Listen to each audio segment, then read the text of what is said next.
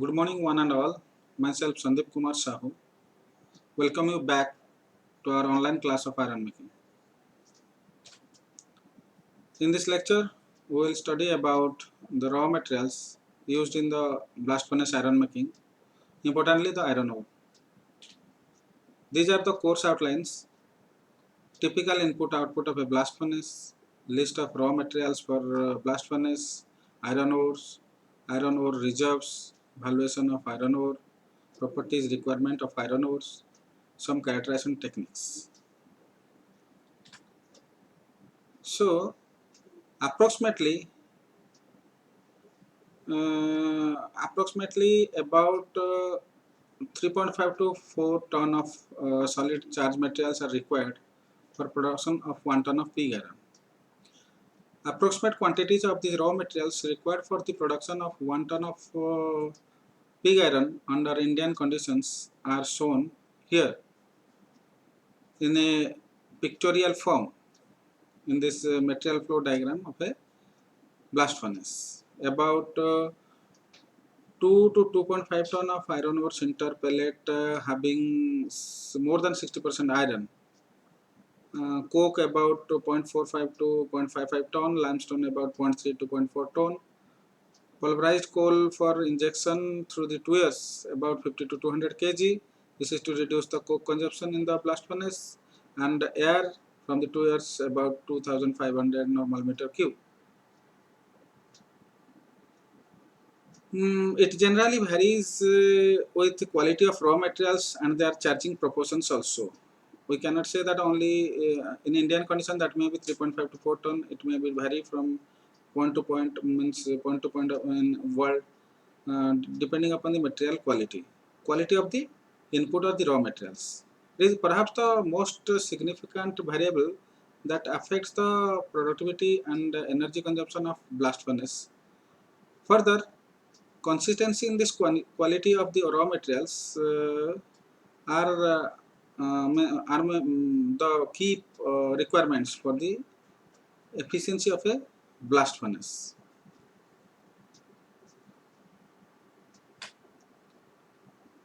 So let's list out the raw materials used for pig iron production inside a blast furnace. One is your iron ore. Iron ore is the is to supply the element iron in the uh, pig iron, which contains about 93 to 94% of the total pig iron, liquid pig iron. And the major iron bearing materials are ore along with agglomerates. Agglomerates means the sinter and the pellets. And the coke.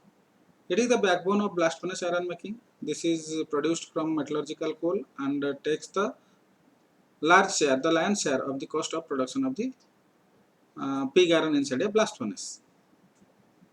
And we should not forget about easily available, that is the air blast. A huge amount of hot air blast is required in the blast furnace for its counter-current operation. That means reduction of iron ores. And the flux are generally used to reduce the melting point of gangue material associated with the iron ore, and also sulfur from coke. Pulverized coal is used as an auxiliary fuel and injected through the tuyeres to decrease the coke consumption inside a blast furnace. And these two form ferrocoke and formed coke are alternative charge materials to increase the blast furnace productivity.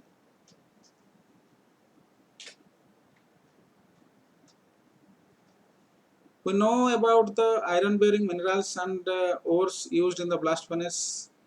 Just to recall these, the mainly we use our oxide ores inside the blast furnace because it's a reduction process. Hematite and magnetite, these two are the oxide raw materials or the oxide ores of iron. The hematite is called also red ore, and your magnetite is called your black ore. Fe2O3 that is hematite, and Fe3O4 that is magnetite. And regarding their properties, hematite is non-magnetic in nature or maybe weakly magnetic depending upon amount of magnetite present in the hematite ore. But in case of magnetite, that is magnetic and can be used as material for concentration in a magnetic separator. And mostly the widest distribution in the world is of hematite is there, and second most widely spread ore is the magnetite. And other ores are also there, limonite, goethite, iron pyrite, siderites, but they need some treatments to be used inside a blast furnace as a raw material or an iron pit. Generally, depending upon the nature of ore, they may be characterized like if predominantly silica, then the material, the ore may be called as siliceous ore. If the largely alumina, then that is called your aluminous ore. And clay content, if more clay content is there, then it is called argillaceous ore. And lime, if the CO is there, then it may be called as calcareous ore. And that coal tar matter is there, then bituminous. And if FeTiO2, FeOTiO2, that means the ilmenite. If there, then it may be called as titaniferous ores. So different type of ores are there, but we will come across different ores in our mineral engineering. But in iron making, we will generally focus on these two ores. Those are hematite and magnetite.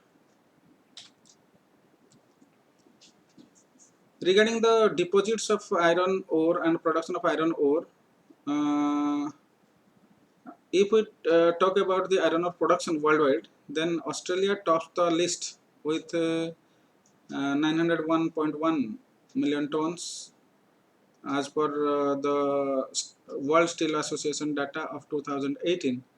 Then comes the Brazil, number 2, and India is at third position with 204 million tons, just above the China, that is 145 million tons in 2008. In 2008 data.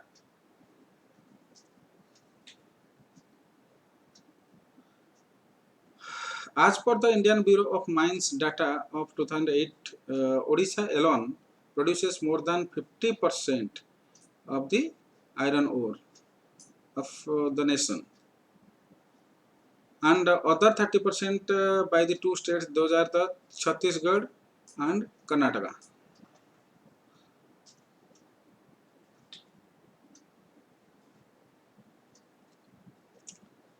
So regarding the valuation of iron ores, so how should we evaluate our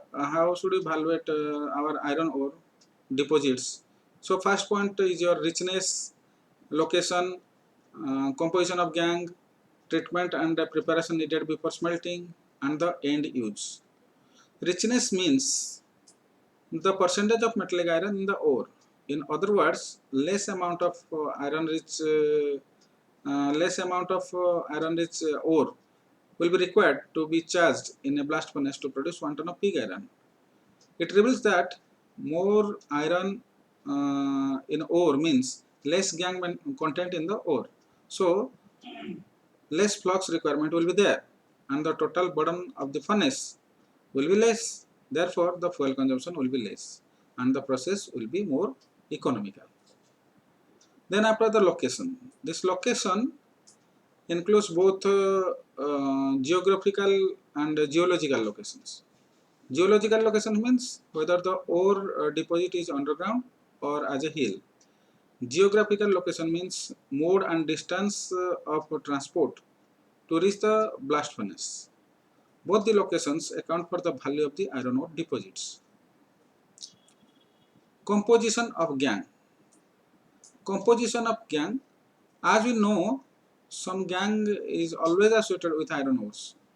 The effect of associated gangue is related to its nature. That is, whether it is entirely stays with the slag or partially in slag and partially in metal, or joins totally to the metal during the smelting of the iron ores. If we go for one example, we can say that phosphorus, when if phosphorus is there, Then reduction of phosphorus takes place along with the iron, and all the phosphorus goes into the metal phase. But sulfur mainly joins the slag phase in the reducing atmosphere of a blast furnace.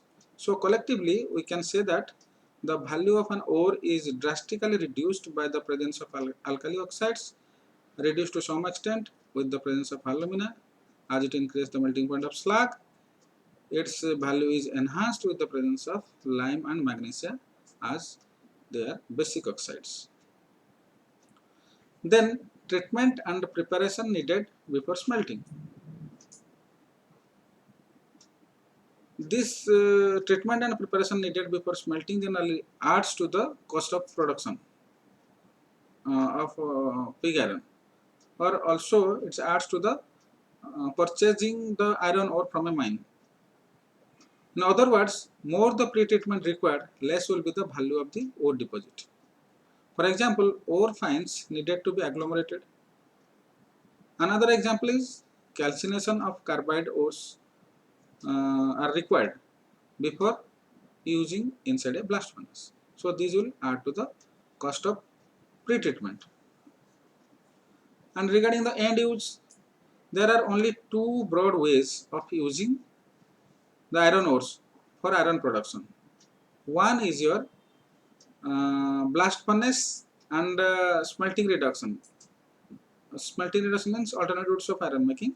So these two are molten state processing, whereas DR or the direct reduction process, DR, direct reduction process, is in the solid state process.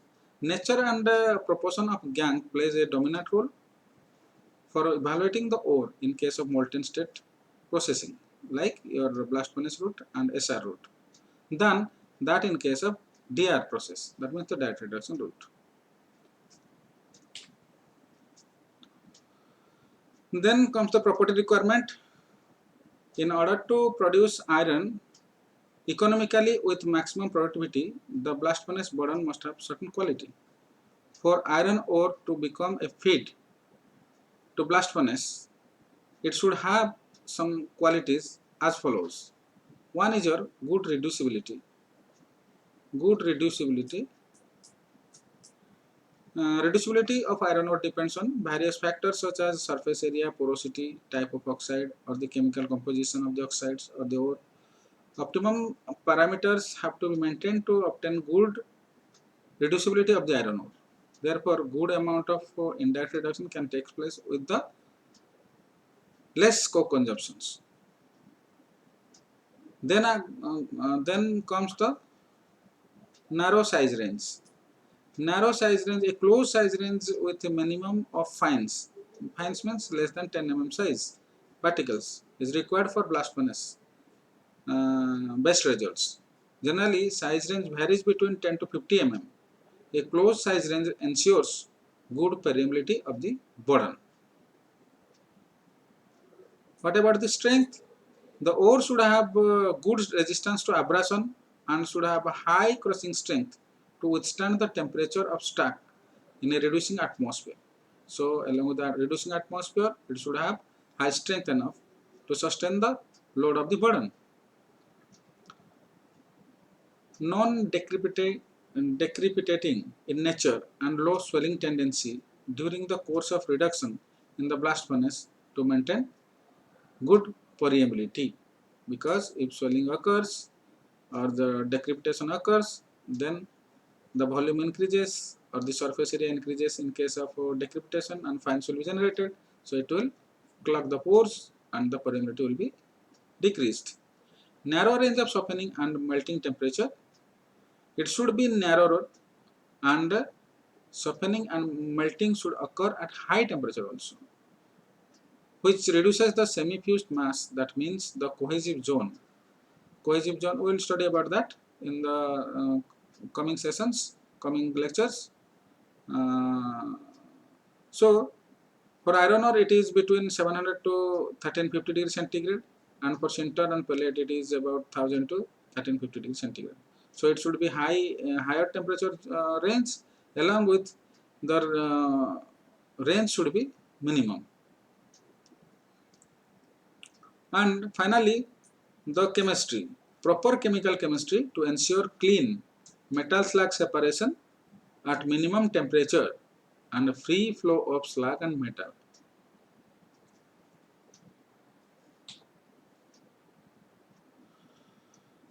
So those are the properties required for the iron ores to be used inside a blast furnace. So how can we determine the physical and chemical properties of the iron ore? So those are the tests needed to be carried out. Some of them have been discussed here. One is your reducibility test. The most important test is your reducibility test of iron bearing materials. The term reducibility is quite popular in technical literature related to iron ore reductions. This test aims at measuring the rate of reduction of iron bearing materials under blast furnace conditions. The higher the reducibility of an oxide bearing solid, the faster is the rate of reduction.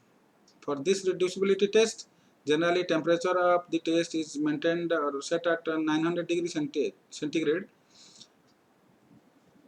Predetermined amount of reducing gases like carbon monoxide or hydrogen is passed and the weight loss of the sample is recorded. The degree of reduction is nothing but the ratio of the loss of mass of the ore due to the removal of oxygen to the total mass of the removable oxygen in the ore. That means how much amount of oxygen has been left and how much amount of oxygen can be left. So that ratio is called your degree of reduction. It is generally denoted by F naught.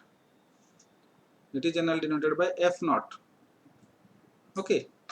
From the figure, it is seen that hematite is more reducible than magnetite. How can we know that? The hematite, Fe2O3, the green dots, the line goes over the red line, that is the Fe3O4. So it can be said that the Fe2O3 is more reducible than magnetite. Why it is so? It can be attributed to the fact that when hematite is reduced to magnetite, the structure transformation takes place, and due to which additional porosity develops, enhancing the rate of further reduction of the hematite. That's why hematite is more reducible than magnetite. Then comes the strength or the Satter test. It is essentially consists of dropping a certain amount of raw material from a certain height to a plate at the bottom from a standard height, and a certain number of drops also are carried out. The amount of material retained or passed through a certain sieves expressed as percentage of initial weight indicated the Satter index. That means the percentage of material retained on a particular screen as mentioned in the test or passes through a screen. So those percentage means the material retained divided by material taken. The percentage will be the indicator of your Satter test. Then trembling and abrasion test. So there is a drum, trembling drum and or Micom drum. The trembler test or Micom test gives the strength as well as abrasion data of the raw materials. So several revolutions are given in the drum, and then after screening is taking place, so it will give rise to some data from which we can calculate what is the abrasion index or what is the strength of that raw material. And swelling test. Swelling means what? Increase in volume due to the temperature in the reducing atmosphere. This gives the volume expansion data during reduction. Pellets show a maxima in their volume exchange with the increase in degree of reduction. So if swelling is higher, then it will decrease the permeability. So we'll have to keep an eye on it. Okay. Low temperature breakdown test, LTBT. This test is based on the amount of fine generation during the course of reduction at lower temperature. That means it resembles the stack of the blast furnace. So at the stack of blast furnace at lower temperature, because the temperature increases from stack to boss, So at the stack there is low temperature at that time, but at the breakage due to the reduction that has to be tested, that should be minimum to maintain the permeability of the bed. And then after the softening test, this test gives the idea about the sticky zone in a blast furnace, which is called a cohesive zone also. Wider the range of softening, larger the sticky zone, which leads to greater pressure drop inside a blast furnace. A narrow range at higher temperature side is better. As told earlier, it should be softening temperature should be high enough and the range should be smaller. That is required for a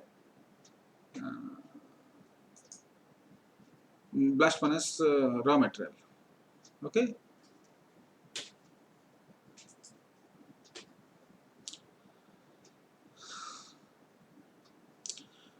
So this is a typical iron ore beneficiation flow sheet.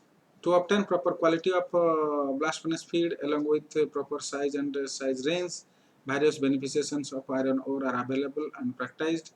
For example, your crushing and screening and magnetic concentration, magnetic separator is there, and also there are the spirals. This is weight magnetic separator. These are the spirals for the concentration. Jigs are also for concentration to increase the metallic value in the ore. The operations will be dealt in more details in mineral dressing chapter.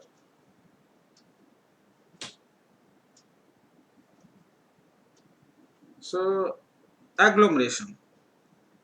So we know that fines cannot be used in the blast furnace as boron, as it leads to poor bed permeability, and also for the dust nuisance in the gas cleaning units. To use these fines with a good metallic value, we have to make them to convert them to lumps out of these fines, and this process is called your agglomeration. Fine to lump, production of lump from fine. So there are primarily four types of agglomeration techniques, namely briquetting, nodulizing, sintering, and pelletizing. Here is a picture of your Dwight-Lloyd sintering machine, and it is the pelletizer, disc pelletizer. Okay. Briquetting means what? Briquetting means it consists of pressing of iron ore fines with or without binders into a block or briquette of some suitable shape and size, and then subjected to hardening process, which will then be ready for blast furnace charging. In case of nodulizing, ore fines along with some carbonaceous materials are passed through a rotary kiln to produce nodules, but these are nowadays obsolete. And the most importantly used process is your sintering, and this is a downward sintering machine, Dwight-Lloyd sintering machine. It is essentially a process of heating mass of fine particles to the stage of incipient fusion. That means it is the temperature little below the melting or softening point of that material for the agglomeration process, and the sinters are produced. This Dwight-Lloyd machine is generally used maximum in the maximum integrated steel plants. Here is a figure of pelletizing unit in blue color. Finer particles are generally used in pelletizing. Means finer, if the particles are more finer, then it cannot be go for sintering, it will be go for pelletizing. As these are commonly used in blast furnace plants in the burden preparation units. Okay. So pelletization means production of balls from powders, means ore fines with the help of binders or water particles. So these will be dealt more details in the coming lectures. These are called your agglomeration techniques or burden preparations. So finally, summarizing this class, we have studied that quality of raw material and its consistency, quality consistency are the key requirements for efficient blast furnace operation. We have got some idea about deposits, various deposits of iron ore worldwide as well as in our India. We have seen how to evaluate our iron ores. We also discussed about some characterization techniques and properties requirements of iron ore, and also introduction to agglomeration techniques. Okay, that's all for this lecture. If anyone has any query, they can ask. Thank you.